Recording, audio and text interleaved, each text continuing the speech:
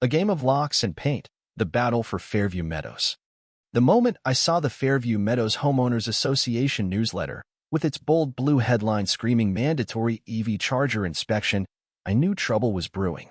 I'm Tom Hargrove, a 52-year-old electrician, homeowner, and reluctant resident of this tightly wound suburban enclave in suburban Ohio. Fairview Meadows, with its manicured lawns and cookie-cutter colonials, looks like a postcard for the American dream.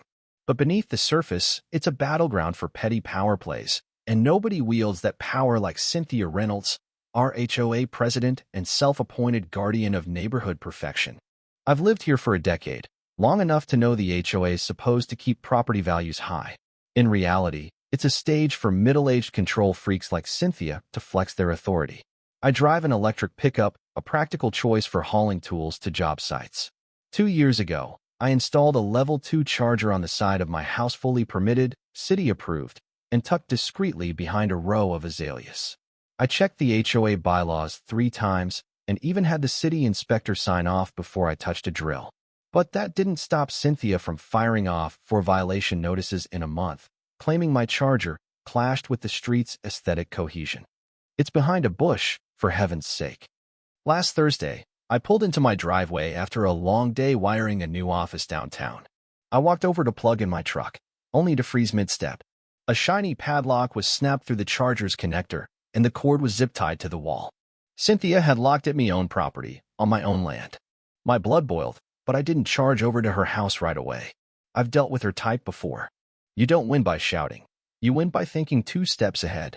I marched across the cul-de-sac to the HOA office, a converted den in Cynthia's sprawling McMansion. She answered the door with her signature smirk, arms crossed, her pearl earrings glinting like tiny trophies. "Can I assist you, Mr. Hargrove?" she asked, her tone dripping with fake courtesy.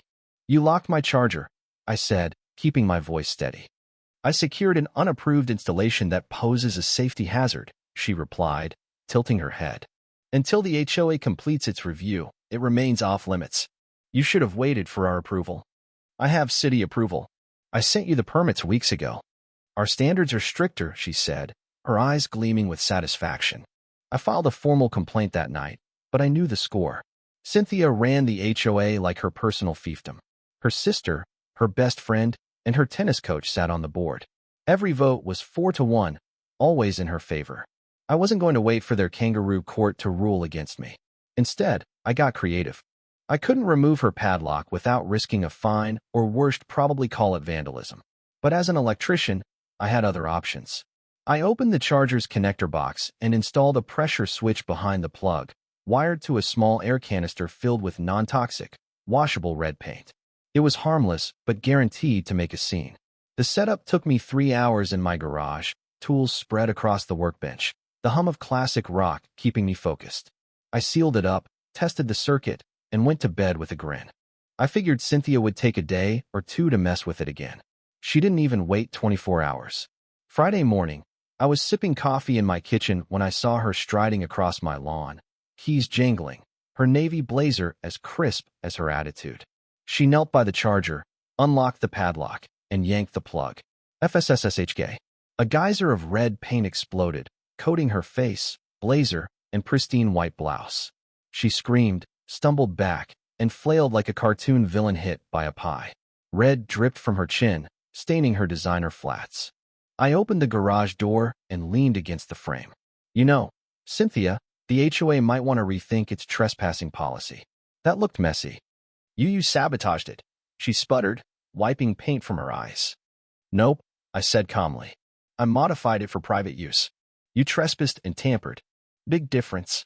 She stormed off, leaving a trail of red droplets on my grass. I could hear her muttering into her phone before she reached the sidewalk. I went back inside, still smiling. The paint trap was just the opening act. I had security cameras rolling, a neighbor's testimony, and a hunch that Cynthia's overreach was about to unravel. By Saturday, the video was everywhere. I hadn't planned to share it. Me cameras were for legal backup, but my neighbor, Linda, caught the whole thing on her doorbell cam and sent it to her son, who runs a local gossip blog. Within hours, the clip of Cynthia getting doused in red paint while meddling with my charger was racking up views online. Someone added a slow-motion effect and a dramatic violence score. The comments were merciless. HOA Karen meets her match, and painted her ego red. I didn't expect it to go viral, but I wasn't complaining. Cynthia, though, wasn't the type to slink away. On Monday, a thick envelope appeared on my doorstep, sealed with the HOA's embossed logo. Inside was a summons to an emergency compliance hearing set for Wednesday, accusing me of unauthorized modifications to community infrastructure. Community infrastructure? My charger was bolted to my house, on my lot, behind my fence. She was trying to rewrite reality to suit her vendetta. I spent the next day digging. I called the city's zoning office, pulled property records, and found a gold mine in the HOA's own charter. Section 3C, paragraph 4. It clearly stated the HOA couldn't regulate private installations unless they encroached on public spaces or violated city code. My charger did neither. But the real breakthrough came from the city clerk, a grizzled guy named Harold who loved a good scandal. He pulled my permit file and frowned. "Odd thing," he said, flipping through papers. "Your file was flagged for review last week. Came from the HOA office. Not standard procedure." "Flagged for what?" I asked. "Says your setup doesn't match the submitted plans. But I inspected it myself, it's identical." "You're saying someone changed my file?" He nodded. "Only the digital copy. Originals are in our vault." Dumb move, if you ask me. I requested a certified copy of the original permit, a notarized statement from Harold confirming the tampering, and a printout of the login credentials used to alter my file. Sure enough, they traced back to c.reynolds_admin, Cynthia's HOA account. By Tuesday night, I had a dossier that could sink a small dictatorship. The hearing was held in a drab community center room, with folding chairs and a faded Fairview Meadows banner. Cynthia sat at the head of the table, her hair perfectly coiffed, her lipstick sharp enough to cut glass. She looked like she'd already won. The other board members, her sister, her friend, and her coach shuffled papers and avoided my gaze. "Mr. Hargrove," Cynthia began, "we're here to address your repeated violations and dangerous conduct, including the reckless paint incident." "Dangerous?" I said. "You mean when you trespassed and tampered with my property?" She ignored me. "Your charger is a public nuisance. This permit," she slid a doctored blueprint across the table, "shows it extending into the sidewalk." I didn't touch her paper. Instead, I opened my folder and laid out the certified original permit, Harold's statement, and the login records. "This is the real permit," I said, locking eyes with each board member. "It shows my charger is entirely on my property. Your version was illegally altered using Cynthia's credentials. The city's investigating. Tampering with records is a felony." The room went quiet. One board member, a nervous guy named Phil, coughed. "Is this true, Cynthia?" She gripped the table, silent. I stood. "This hearing's done. You have no authority over my charger, and you've committed a crime trying to pretend you do. Get a lawyer." I walked out, leaving them stunned. By Thursday, the city sent investigators to Cynthia's house. I watched from my porch as they hauled out her computer, a stack of files, and a hard drive. Neighbors whispered in clusters. Linda sidled up, sipping tea. "Think she's going down?" "They've got her on forgery and tampering," I said. "It'll stick." The fallout from the hearing hit Fairview Meadows like a summer storm. By Friday morning, the neighborhood buzzed with gossip, and Cynthia's McMansion was the epicenter. City investigators returned with a second warrant, this time carting off a locked filing cabinet and a dusty laptop from her garage. Neighbors lingered on their lawns, pretending to water plants while stealing glances at the spectacle. I stayed on my porch, sipping black coffee, watching the show unfold. Linda, my neighbor with the sharp tongue and sharper doorbell cam, joined me, her eyes gleaming with mischief. "They're tearing her castle apart," she said, nodding toward Cynthia's house. "You think she'll wiggle out of this?" "Not this time," I said. She left a paper trail a mile long. The viral paint video had already done its damage, turning Cynthia into a local punchline. But what came next was bigger than public humiliation. That afternoon, the city sent a letter to every homeowner in Fairview Meadows, announcing a formal audit of the HOA's operations. The notice cited multiple resident complaints and evidence of misconduct. A temporary monitor, appointed by the city, would oversee all HOA decisions until the investigation wrapped up. Cynthia's reign was on life support. I wasn't surprised when her house went dark that night. No porch lights, no glow from her oversized windows. Word spread that she'd packed a suitcase and driven to her brother's place in Cincinnati. Nobody shed a tear. But I wasn't ready to celebrate yet. Cynthia wasn't the type to vanish quietly, and I had a feeling she'd left plenty of traps behind. Over the weekend, the HOA board minus Cynthia held an emergency meeting in the community center. Phil, the nervous board member who looked like he wanted to bolt during the hearing, stepped up as interim president. His first act was to scrap the charger inspection mandate, calling it unnecessary and divisive. The room, packed with residents who rarely showed up to these things, erupted in applause. I sat in the back, arms crossed, watching the mood shift. People were starting to realize they could push back. But the real bombshell dropped on Monday. I was in my garage, rewiring a breaker box for Linda's outdated fuse panel, when Phil showed up, clutching a clipboard like it was a life preserver. He looked like he hadn't slept in a week, his tie crooked and his eyes bloodshot. "Tom, I'm not here to fight," he said before I could speak. "I need to ask you something." "Go for it," I said, setting down my pliers. He shifted his weight.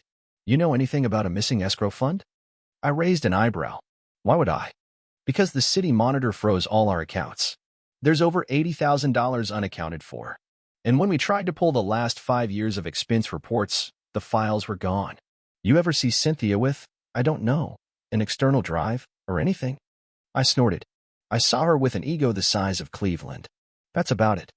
Phil didn't crack a smile. "This is serious. She listed her house as collateral for a landscaping loan, but the bank says no such loan exists. Never did." That got my attention. "You're saying she faked a loan? For what?" "More than that," he said, lowering his voice. "We found a vendor on the books, Greenview Solutions. They billed us 12 times last year for work that never happened. The address is a P.O. box, and the phone's disconnected." "Let me guess," I said, walking to my laptop. "Check signed by Cynthia alone?" He nodded. I pulled up the county business registry and typed in Greenview Solutions. Sure enough, it was registered to a shell company, CR Enterprises LLC, filed under Cynthia's maiden name. Phil leaned over my shoulder, his breath catching. "Can we use this?" he asked. "You bet," I said. "But don't take it to the board. Take it to the district attorney." He hesitated. "You think it's criminal?" "It's way past that." That afternoon, I handed the registry details to a county fraud investigator who showed up in a beat-up sedan, his badge clipped to a worn belt. He didn't flinch when I showed him the documents, but his eyes narrowed when I mentioned the frozen HOA accounts. "Usually, we see this kind of mess with shady contractors," he said, scribbling in a notebook. "Not HOAs. You ever deal with one run by a control freak who thinks she's untouchable?" I smirked. "Once or twice." By Tuesday, the investigation widened. Subpoenas went out, and the state's Department of Consumer Protection ordered a full audit of every HOA Cynthia had ever touched. Turns out, she'd been president of another neighborhood association in Dayton years ago, one that mysteriously dissolved after residents complained about missing funds. The parallels were uncanny. Wednesday brought more chaos. Cynthia's house was swarming with unmarked vans. Agents carried out boxes, a safe, and a ledger so thick it could have doubled as a doorstop. Linda stood on her porch, arms crossed, narrating the scene like a sports commentator. "She was funneling our dues into her own pocket," she said, shaking her head. "Fake landscaping, fake consultants, even a fake tree trimming bill every spring." "Board never caught on?" I asked. "They signed whatever she put in front of them," she said. "Rubber stamps and blind trust." That night, the city attorney's office called. They were building a case and wanted my security footage to show Cynthia's pattern of abuse. Apparently, she'd installed illegal cameras on 4 other homes, disguised as HOA safety measures. Residents thought they were for neighborhood security, but the cameras only pointed at the yards of people who'd challenged her. The revelation sent a chill through Fairview Meadows. People started checking their own fences and mailboxes, paranoid about what else she'd done. By Thursday, the neighborhood was alive with a new energy. Residents organized work parties to repaint fences and patch sidewalks. Someone started a petition to ditch all HOA architectural rules that weren't tied to safety or city code. The community center hosted an impromptu meeting, and the turnout was triple the usual. Phil stood at the front, looking slightly less terrified than before. "We're making changes," he said, holding up a stack of papers. "First, all financial records go online for anyone to see. Cheers. Second, no board member can serve more than 2 terms, and no family members can serve together." Louder cheers. "And third, we're disbanding the enforcement committee. No more fines without a full board vote and hard evidence." The crowd roared. A guy in the back shouted, "Can we ban lawn gnomes while we're at it?" And the room dissolved into laughter. For the first time in years, Fairview Meadows felt like a neighborhood, not a prison camp. As I packed up my tools, a woman approached me. She introduced herself as Margaret, a retired city planner who'd moved in 6 months ago. "That paint stunt was brilliant," she said, her eyes twinkling. "You ever think about running for the board?" I chuckled. "Not my style."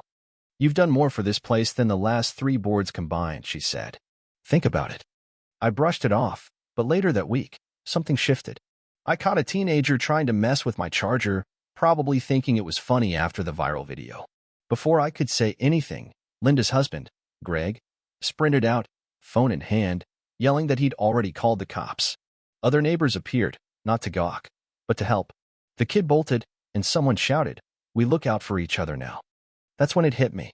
Cynthia's downfall wasn't just about her arrest or the paint trap. It was about cracking the shell she'd built around Fairview Meadows, a shell of fear, fines, and distrust. Underneath was a real community, one that had been waiting for a spark to come alive. The first audit results landed a week later, delivered in thick envelopes to every mailbox. The city's monitor, a no-nonsense woman named Clara Vance, had dug deep. Her team reviewed 5 years of records, subpoenaed bank statements, and interviewed dozens of residents. The report named Cynthia as the mastermind of an $82,000 embezzlement scheme, detailing fake vendor payments, non-existent consulting fees, and even a $6,000 charge for seasonal community enhancements, which turned out to be the tacky holiday decorations she'd banned a week later. But the biggest shock was a hidden bank account, opened in the HOA's name with Cynthia as the sole user. She'd funneled money into a rental property in Columbus, a duplex she claimed was for HOA storage. Tax records proved it was residential, and she'd been pocketing rent for years. The audacity was staggering. That same day, Cynthia was arrested at a gas station an hour away. She'd been hiding at a friend's cabin, trying to withdraw cash from a frozen account. The clerk recognized her from the paint video, which had gone viral again after the audit leaked. She faced charges of wire fraud, grand larceny, falsifying records, and misuse of community funds for felonies, 2 with mandatory prison time. Cynthia's arrest sent shockwaves through Fairview Meadows, but it was the audit's revelations that lit a fire under the neighborhood. By the following Monday, residents weren't just whispering about her crimes, they were demanding change. The community center, usually a ghost town except for the occasional book club, was packed for the next HOA meeting. Over 120 people showed up, spilling out of the folding chairs and lining the walls. Some brought their own seats, others stood, arms folded, their faces a mix of anger and hope. I leaned against the back wall, watching the room hum with a kind of energy I hadn't seen in my 10 years here. Phil, the interim HOA president, took the mic, his voice shaky but determined. He read a brief statement about transparency and rebuilding trust, but the real star was Clara Vance, the city's appointed monitor. She stepped forward in a navy blazer, her presence commanding the room like a judge about to deliver a verdict. "You weren't just overcharged," she said, her voice cutting through the murmurs. "You were betrayed. This HOA was treated like a personal piggy bank by someone who saw your trust as a loophole. That stops now." She laid out the plan. A freeze on all non-essential HOA spending, mandatory oversight by a third-party accountant, and a full board election within 60 days. Anyone tied to Cynthia's schemes, even tangentially, was banned from running. Then came the kicker. All fines issued by the previous board are suspended unless backed by independent evidence. If you paid a fine under false pretenses, you're entitled to a refund. The room went still. For years, residents had shelled out hundreds, sometimes thousands, for nonsense violations like unapproved mailbox colors or excessive garden mulch. A woman near the front, wearing a faded sweater and gripping her husband's hand, gasped audibly. Her husband, an older man in a worn veteran's cap, shook his head, muttering something to her.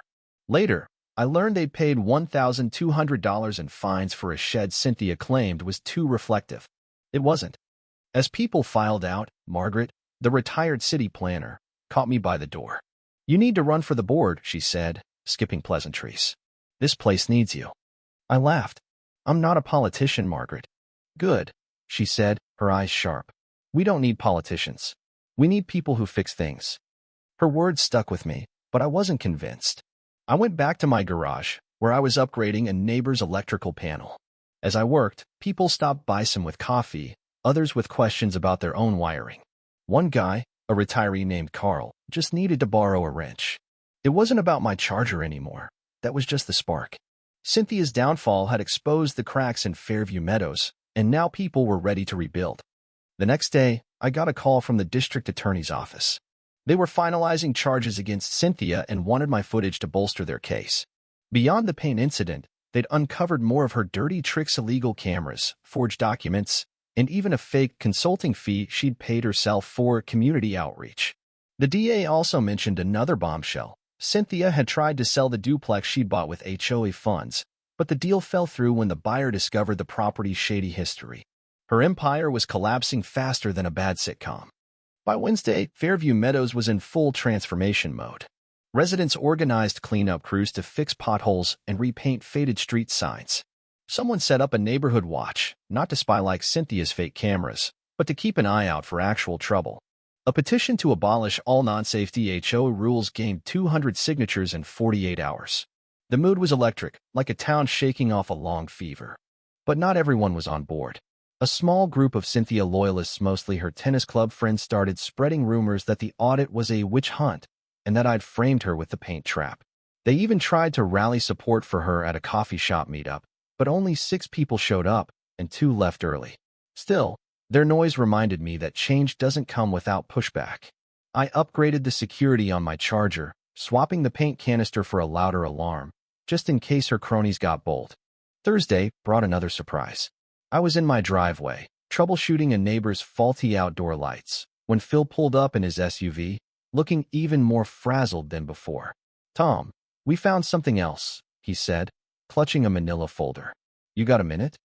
I wiped my hands on a rag. "What now?" He handed me a spreadsheet. Clara's team dug into the HOA's old contracts. There's a $15,000 payment to a company called Meadowview Events for a community festival 3 years ago. Except there was no festival. The address matches Cynthia's duplex. I whistled. "She's got some nerve." "It gets worse," Phil said. "The board approved it, but the vote was never recorded.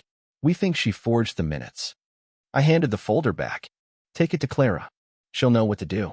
He nodded, but his shoulders sagged. "I didn't sign up for this. I just wanted to keep the sidewalks clean." "None of us signed up for this," I said. "But you're doing fine." That night, I sat on my porch, staring at the charger that started it all. Kids rode bikes down the street, their laughter echoing in the dusk. A couple across the way set up a projector for a movie night, inviting anyone who wanted to join. It was hard to believe this was the same Fairview Meadows that once fined people for unauthorized porch furniture. Cynthia's grip had suffocated the neighborhood, but her absence was like oxygen. The next morning, Clara Vance called a special meeting at the local high school gym to share the audit's final findings. The turnout was massive, over 150 residents, some standing in the bleachers. Clara didn't mince words. "Cynthia Reynolds orchestrated a deliberate, multi-year fraud," she said, holding up a thick report. "She diverted $87,000 in HOA funds through fake vendors, forged documents, and a secret bank account. She used your dues to buy a rental property, falsified loan records, and installed illegal surveillance to intimidate dissenters." Gasps rippled through the crowd. Clara continued, "The DA is filing charges next week. We've also uncovered ties to a dissolved HOA in Dayton, where similar misconduct occurred. This wasn't a one-off. It was a pattern." She outlined next steps: restitution for overcharged residents, a permanent ban on discretionary fines, and a new board election to replace Cynthia's cronies. "You have a chance to rebuild," she said. "Don't waste it." As people left, I overheard snippets of conversation: anger at Cynthia, relief at the truth, and determination to fix things. Margaret found me outside, her arms crossed. "You're running, right?" I sighed. "You don't quit, do you?" "Not when I see someone who can actually lead," she said. "You're not just the paint guy. You're the one who stood up." I didn't commit, but her words gnawed at me. That evening, I was in my garage, sketching a new wiring plan for Carl's house, when Greg, Linda's husband, stopped by with a beer. "Heard you might run for president," he said, grinning. "You've got my vote." "Who's spreading that?" I asked. "Half the neighborhood," he said. "You didn't just take down Cynthia. You gave us our street back." I shook my head, but I couldn't deny the shift. People weren't just thanking me, they were looking to me. The next day, I fixed a streetlight at the corner of Maple and Oak, one the city had ignored for months. A small crowd gathered, not to watch, but to help. Someone brought a ladder, another offered tools. By the time we finished, word had spread. Tom Hargrove wasn't just an electrician. He was a problem solver. On Saturday, I filed paperwork to run for HOA president. I didn't make posters or knock on doors. I just kept doing what I'd always done, fixing things. But the neighborhood noticed. Election day was quiet, just a ballot box at the community center. Only 2 candidates ran, me and a guy named Steve, who campaigned on stricter fence height rules. I won in a landslide, 92% of the vote. The election victory didn't feel like a triumph, it felt like a responsibility. I wasn't the type to give speeches or wave from a podium, but standing in the community park under a rented canopy, facing a circle of folding chairs and a crowd of neighbors, I knew Fairview Meadows expected me to deliver. The air smelled of fresh grass and someone's overzealous barbecue, a far cry from the sterile HOA meetings Cynthia used to run. No banners, no clipboards, just 5 of us on the new board, ready to listen. I opened the first meeting with a simple promise: no more power trips. This HOA works for you, not the other way around. The crowd, nearly 80 residents, triple the usual turnout, nodded, some clapping, others watching me like they were waiting for the catch. There wasn't one. We passed 3 motions that day. First, we eliminated all architectural restrictions unless they tied directly to safety or city zoning laws. Second, we created a community maintenance fund, with residents voting on how to spend it: pathos, streetlights, maybe even a playground. Third, we banned padlocks on private property without written consent and a witness. That one got a few chuckles, especially when I pointed to my charger, now sporting a brass plaque that read, "Unauthorized meddling will be brightly addressed." The meeting ended with applause, but I stayed behind, talking to residents who lingered. They didn't want to complain about fines anymore, they wanted to pitch ideas. A retired teacher suggested a community garden. A young dad asked about safer crosswalks. For the first time, Fairview Meadows wasn't just reacting to rules, it was planning its future. Over the next week, the neighborhood's transformation kicked into high gear. Clara Vance, the city monitor, worked with our new board to digitize all HOA records, posting them online for anyone to check. No more secret deals or missing files. We also started refunding bogus fines, a process that uncovered more of Cynthia's scams. One resident, an elderly widow named Ruth, got back $900 for a non-compliant porch light that was perfectly legal. When I handed her the check, she hugged me so hard I thought my ribs would crack. "You gave me my savings back," she whispered. I didn't know what to say, so I just nodded. But not everything was smooth. Cynthia's loyalists, though few, kept stirring trouble. Her tennis partner, Diane, posted a long rant on the neighborhood's online forum, accusing me of vigilante tactics with the paint trap and claiming the audit was biased. She even hinted that Cynthia might sue the HOA for defamation. The post got 12 likes, but over 200 replies tearing it apart, with residents sharing their own stories of Cynthia's bullying. Diane went quiet after that, but I kept an eye on her. People like her don't give up easily. Meanwhile, the DA's case against Cynthia was building steam. By midweek, they added 2 more charges: tax evasion and conspiracy to commit fraud. The rental property she bought with HOA funds was now under a lien, and investigators found emails showing she'd planned to flip it for a $200,000 profit. Her lawyer tried to spin it as a misunderstanding, but the evidence was airtight: bank records, forged contracts, even a fake invoice for emergency drainage repairs that never happened. The DA estimated her schemes had cost Fairview Meadows nearly $90,000 over 5 years. On Thursday, I got a call from Clara. "You need to see this," she said. I met her at the community center, where she showed me a stack of canceled checks from the HOA's account. Each was signed by Cynthia and made out to Greenview Solutions, her fake company. But one check, for $8,000, was different. It was co-signed by her sister, Ellen, a board member. Ellen claimed she didn't know what it was for, Clara said, but she's lawyered up now. "Think she was in on it?" I asked. Clara shrugged. Maybe she was just careless. Or maybe Cynthia played her. Either way, the DA's looking at her too. That night, I sat in my garage, rewiring a neighbor's old ceiling fan. The work kept my hands busy while my mind chewed on the news. Ellen had always seemed like a follower, nodding along to Cynthia's orders at board meetings. But co-signing a check that big? That wasn't just negligence. I wondered how deep Cynthia's influence ran and who else might have been complicit. The next morning, Fairview Meadows woke to a new development. A local news station picked up the story, airing a segment titled, HOA Nightmare, Suburban Fraud Exposed. They showed clips of my paint video now at 2 million views and interviewed residents about Cynthia's reign. Linda, never one to shy from a camera, called her a suburban dictator with a clipboard. The segment ended with a shot of Cynthia's darkened house, the reporter noting she was facing up to 12 years in prison. Neighbors texted me all day, some thrilled, others nervous about the attention. I didn't care about the spotlight. I just wanted the job done. By Saturday, the board held another meeting, this time to vote on the Community Maintenance Fund's first project. The top choice, by a 3-1 margin, was new streetlights, ones that didn't flicker or burn out every month. We also approved a small grant for the community garden, with Ruth volunteering to lead it. Watching her stand up, her voice steady as she described her plans for raised beds and native plants, I realized how much Cynthia had stifled people like her. Fairview Meadows wasn't just rebuilding infrastructure, it was rebuilding confidence. But trouble wasn't done with us. On Sunday, I found a note taped to my charger, written in Sharpie.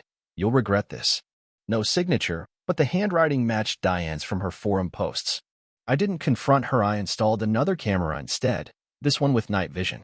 If she or anyone else tried something, I'd have it on tape. Linda, who'd become my unofficial strategist, laughed when I told her. "You're like the neighborhood Batman," she said. "Paint bombs and all." Monday brought a bigger shock. Clara's team uncovered a second secret account, this one tied to a fake consulting firm Cynthia had set up in her cousin's name. Another $12,000 had vanished into it, funneled through small, untraceable transfers. The cousin, who lived out of state, claimed she knew nothing about it, but her story didn't hold up. The DA was now looking at a possible conspiracy charge, with Cynthia at the center. The news spread fast, and by evening, residents were gathered in driveways, swapping theories. Some thought Cynthia had accomplices on the old board. Others believed she'd acted alone, manipulating everyone around her. I didn't care who she'd roped, I only cared about making sure it never happened again. At the next board meeting, we proposed a bylaw requiring 2 signatures on every HOA check over $500 and annual audits by an outside firm. The vote was unanimous, with residents cheering louder than they had for the streetlights. It wasn't just about money, it was about trust. Cynthia had shattered it, but we were piecing it back together, one rule at a time. As the week wound down, I caught myself looking at my charger differently. It wasn't just a piece of equipment, Anna Maria, it was a symbol. Kids rode by on scooters, pointing at it and giggling about the paint lady. Adults stopped to thank me, some slipping me homemade cookies or offering to mow my lawn. I didn't want the hero label, but I couldn't deny the change. Fairview Meadows was alive again, and I was part of it. The weeks following the second secret account's discovery felt like the final act of a long, messy drama. Fairview Meadows wasn't just healing, it was thriving. The new streetlights went up, casting a steady glow over streets that once flickered like a bad horror movie. Ruth's community garden took shape in an empty lot, with raised beds blooming with marigolds and tomato plants. Kids played soccer in the park without fear of a citation for unauthorized recreation. But the biggest change wasn't visible, it was in the people. Neighbors who once ducked indoors at the sight of an HOA clipboard now waved, chatted, and planned block parties. Cynthia's shadow was gone, and Fairview Meadows was finally free. As HOA president, I kept things simple. Our board meetings stayed open, held in the park or the community center, with no hidden agendas. We posted every decision online, from budget approvals to maintenance schedules. Residents didn't just show up to complain, they brought ideas. A high school teacher proposed a mentorship program for teens, funded by leftover HOA dues. A nurse suggested free CPR classes. We greenlit both, and by month's end, Fairview Meadows had its first community newsletter, not a list of violations, but a calendar of events, volunteer opportunities, and even a recipe section. Linda, who'd taken over as editor, slipped in a jab about avoiding red paint in your cooking.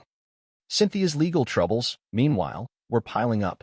The DA's case grew stronger with every new piece of evidence. By early spring, she faced 7 felony counts: wire fraud, grand larceny, tax evasion, falsifying public records, misuse of community funds, conspiracy to commit fraud, and obstruction of justice. The obstruction charge came after investigators found deleted emails on her seized laptop, showing she'd tried to pin the fake vendor scheme on her sister, Ellen. Ellen, desperate to avoid jail, cut a plea deal and testified against her, detailing how Cynthia had bullied her into signing checks without asking questions. The cousin tied to the second account also flipped, admitting she'd let Cynthia use her name for a cut of the profits. The betrayal was Shakespearean, but nobody in Fairview Meadows felt sorry for her. The trial was set for summer, but Cynthia's fate was already sealed. Prosecutors estimated a minimum of 8 years in prison, plus restitution orders that would bankrupt her. The duplex she bought with HOA funds was sold at auction, with the proceeds earmarked for our community maintenance fund. Residents voted to use the first chunk to build a playground, complete with a plaque dedicating it to the resilience of Fairview Meadows. When I saw the designated colorful jungle gym with slides and climbing walls, I couldn't help but think of my Charger's red paint.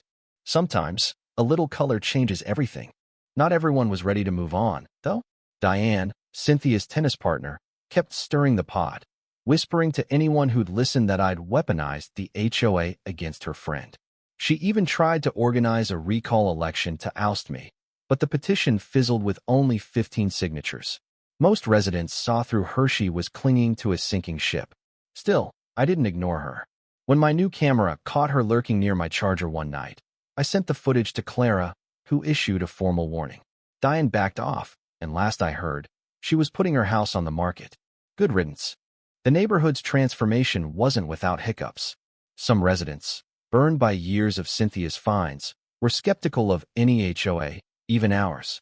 At one meeting, a guy named Frank, who'd been fined $600 for an unapproved fence, argued we should dissolve the HOA entirely. Why do we need a board at all? He demanded. It's just a recipe for another Cynthia. I didn't disagree, but I pointed out the practical side. Without an HOA, we lose control over shared space parks, sidewalks, streetlights. The city won't step in, and developers will. We're not perfect, but we're accountable now. You can see every penny we spend. Frank grumbled, but signed up for the garden committee, proving even the skeptics wanted to be part of something. That was the real victory, not just dismantling Cynthia's machine, but building something better. We weren't a utopia, but we were a community, flaws and all.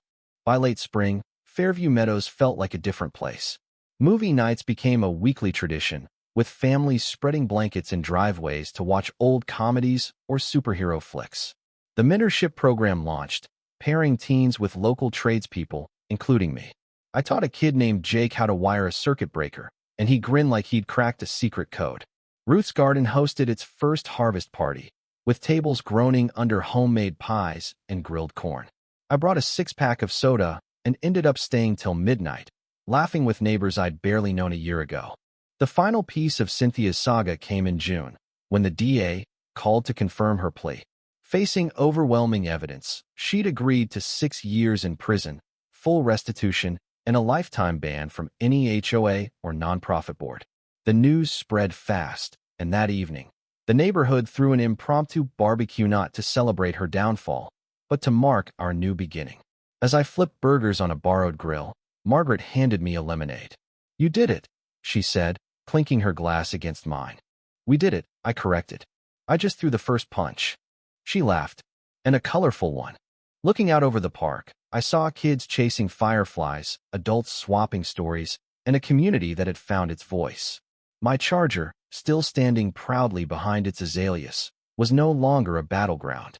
It was a reminder that one person, armed with a little ingenuity and a lot of stubbornness, could spark change. The plaque on it, polished to a shine, caught the light as the sun dipped low. Unauthorized meddling will be brightly addressed. It wasn't just a jokey, it was a promise. Fairview Meadows wasn't perfect. We'd argue over budgets, disagree on projects, and probably butt heads over where to plant the next tree. But we'd do it together, out in the open, with no padlocks or power trips.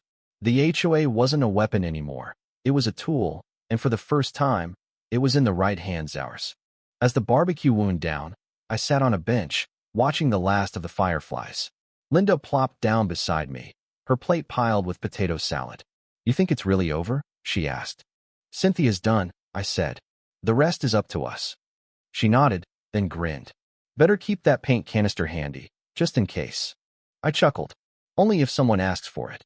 The next morning, I woke to an email from Clara confirming the HOA's oversight period would end in 3 months. We'd passed every audit, balanced the books, and earned the city's trust. Fairview Meadows was officially back in our control. I celebrated by fixing a neighbor's porch light, the same kind Ruth had been fined for. When I flipped the switch, it glowed steady and bright, just like our future.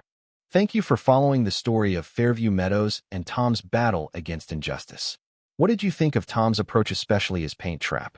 Was it a justified act of defiance, or did it cross a line? How would you handle a bully like Cynthia in your own community? We'd love to hear your perspective on power, fairness, and standing up to abuse. Drop your thoughts in the comments below, and let's spark a conversation about creating communities that work for everyone. Your voice matters.